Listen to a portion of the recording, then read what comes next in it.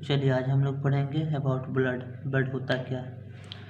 First question आता है what is blood. Blood is a false connective tissue या fluid connective tissue. Fluid connective यानी fluid word से पता चला फ्लूइड को कनेक्ट करने का काम करता है, इसलिए फ्लूइड कनेक्टिव टिश्यू से कहा गया। अगर फिर सेकेंड क्वेश्चन आता है कि फॉल्स कनेक्टिव टिश्यू क्यों कहा गया। फॉल्स कनेक्टिव टिश्यू इसलिए कहा गया because they did not have division power capacity, यानी इसके पास डिवीजन पावर कैपेसिटी नहीं होता है। ठीक है, ये इसका लाइफ स्पान होता है 120 डेज, उसके बाद फिर ये डेड हो जाता है, यानी स्प्लीन में डिस्ट्रॉय हो जाता है ये। सेकेंड पॉइंट आता है कि फाइबर आर कम्प्लीटली एब्सेंट होता है, इसलिए भी इसे फॉल्स कनेक्टिव टिश्यू कहा जाता है। थर्ड पॉइंट आता है blood did not synthesise matrix, यानी ब्लड खुद मैट्रिक्स सिंथेसाइज नहीं कर सकता है। यह मैट्रिक्स सिंथेसाइज किया जाता है बाय द लीवर और लिम्फोइड ग्लैंड जो होते हैं हमारे, उसके द्वारा। ठीक है, इसके बाद अगले पॉइंट पे चलते हैं। ये तो समझ में आ गया कि कैंसर फॉल्स कनेक्टिव टिश्यू क्यों होते हैं। देन आगे चलते हैं तो इसका they appear red in colour due to presence of RBC, यानी यह रेड कलर का अपीयरेंस होता है देखने में। क्यों होता है? क्योंकि इसके पास आरबीसी होता है, यानी आरबीसी के प्रेजेंस की वजह से। आरबीसी में भी क्यों? क्योंकि आरबीसी में हीमोग्लोबिन होता है। हीमोग्लोबिन भी कैंसर उसमें ये होता है कि जब ये होता है मतलब आयरन जो होता है Fe+2 वह ऑक्सीजन के साथ कंबाइन करता है, देन वो जा कर के मतलब रेड कलर में अपीयरेंस होता है। ठीक है, और पीएच की बात मैं करता हूँ तो इसका पीएच होता है 7.4, यानी स्लाइटली एल्कलाइन होता है। पीएच यानी इसका फुल फॉर्म पीएच का होता है पावर ऑफ हाइड्रोजन या पोटेंशियल ऑफ हाइड्रोजन। ठीक है, फर्स्ट पॉइंट तो ये आना चाहिए, हम लोग पढ़े नहीं लेकिन आने चाहिए कि ब्लड का स्टडी करते हैं कौन से ब्रांच के अंदर। ठीक है, और क्यों करते हैं। ब्लड का स्टडी तो हीमेटोलॉजी के अंदर करते हैं, यानी बायो का ब्रांच है blood, haematology branch of biology. ठीक है, जिसके अंदर हम मतलब स्टडी करते हैं ब्लड को। उसके बाद आता है क्वेश्चन कि हम ब्लड को आखिर पढ़ते क्यों हैं। ब्लड को इसलिए पढ़ते हैं क्योंकि यह हमारे बॉडी का पार्ट है और ये मोस्ट इम्पोर्टेंट पार्ट है, क्योंकि ये हमारे ऑक्सीजन को या N2 को या कार्बन डाइऑक्साइड या मिनरल्स हो, यानी बहुत सारे ये अंदर न्यूट्रिएंट्स होते हैं जिससे कि मतलब ट्रांसपोर्टेशन में हेल्प करता है। इसलिए इम्पोर्टेंस है हमारे बॉडी के लिए, इसलिए हम इसे स्टडी करते हैं। चलिए, ब्लड का अगर बात मैं करता हूँ बाई वेट कितना पाया जाता है तो ये 7 to 8% बॉडी का जो वेट जो होता है 7 to 8% या 1/12 पार्ट ऑफ बॉडी वेट है। सपोज दैट किसी पर्सन का वेट है 100 kg। ठीक है, अगर उसका 1/12 पार्ट में करता हूँ तो 8.33 kg आ जाता है, यानी 7 to 8 या 9% ऐसे जनरली होते हैं, लेकिन 7 to 8% इसका रेफरेंस माना गया है।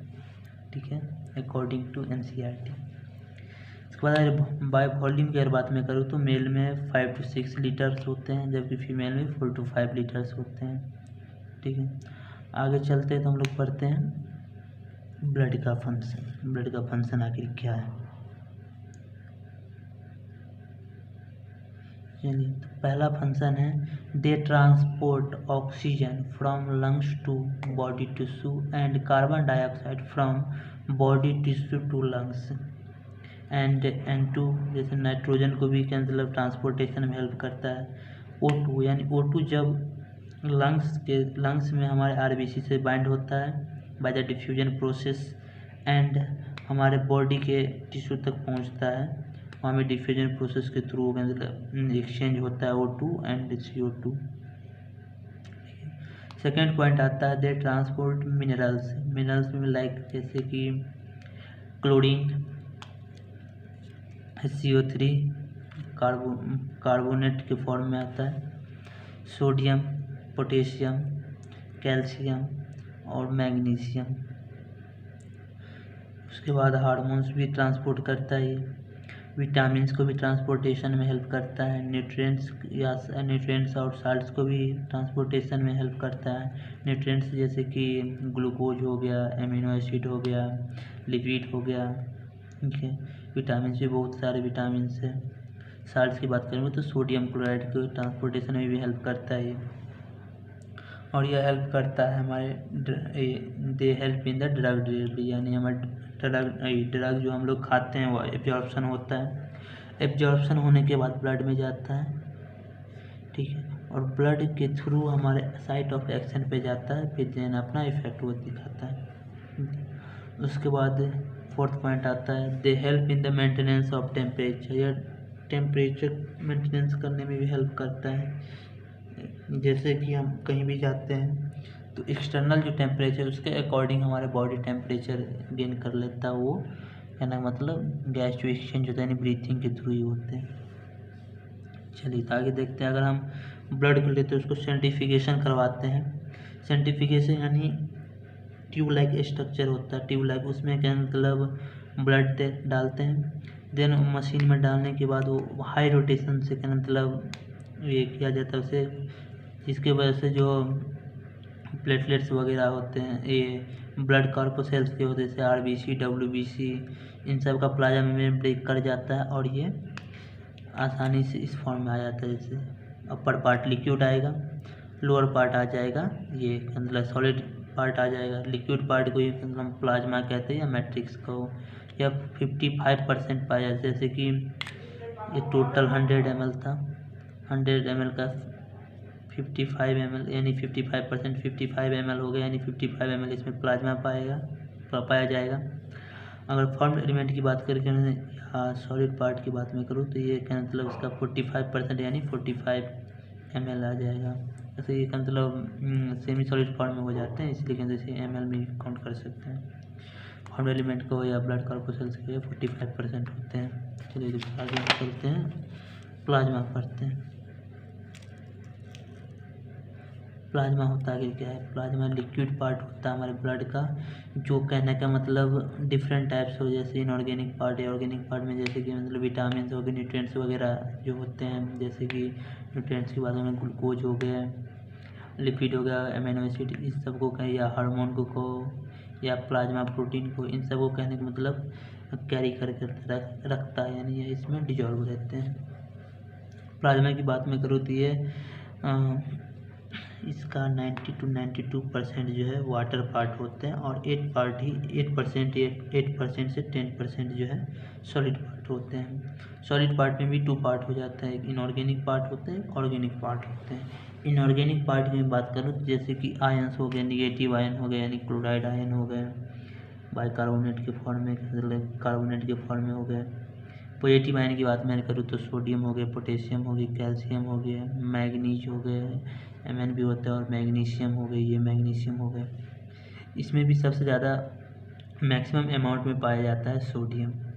साल्ट्स की बात में करूँ तो साल्ट्स भी पाए जाते हैं, जैसे सोडियम क्लोराइड, गैसेज भी होते हैं, O2 CO2 N2 गैसेज इसलिए होते हैं, हाँ वो देखिए साल्ट्स भी हो गए, NaCl, गैसेज भी हो गई O2 CO2 N2, यानी जब जो डिफ्यूजन जो होता है एट द एल्वोलाई लेवल पे जो होता है, मतलब लंग्स में जो होता है, वहाँ पे 3% जो है प्लाज्मा में डिजॉल्व होता है, यानी गैसेज, और 94 to 97% ऐसे करके कहना मतलब RBC में ये होता है, RBC में बाइंड करता है हीमोग्लोबिन, ठीक है, उसके थ्रू एक्सचेंज होता है।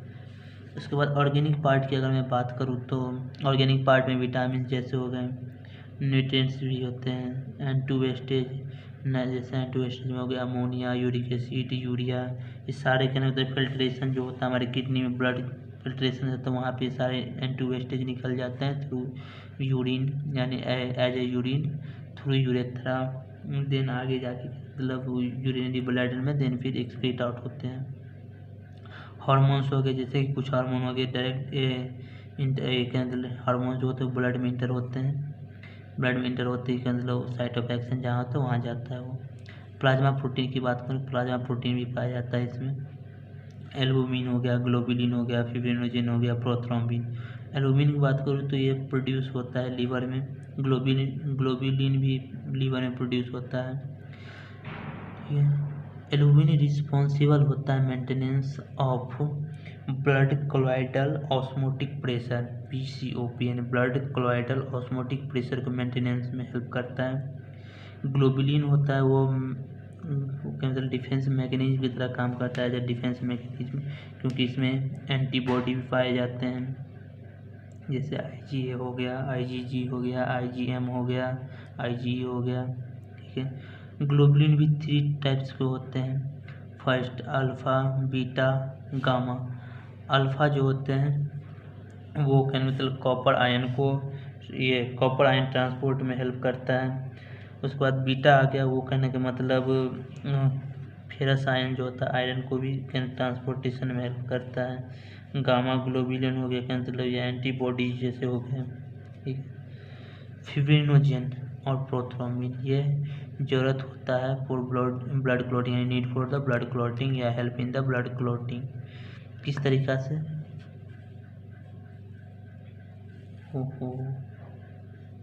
सॉरी, ठीक है ना।